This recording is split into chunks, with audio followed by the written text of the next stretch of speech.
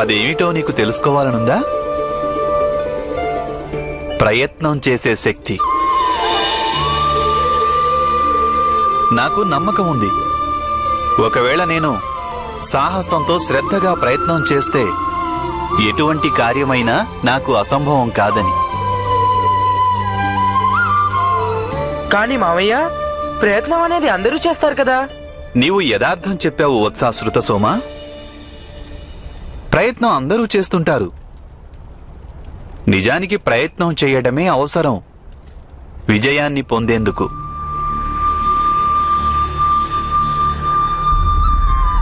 వాస్తవం చెప్పాలంటే మీరనుకునే ఆ విశేష శక్తి ఏదీ నాకు లేదు. ఆ సర్వేశ్వరుడు అన్యులెవ్వరికీ ఇవ్వనిది. సర్వేశ్వరుడు పక్షపాతం వహించడు.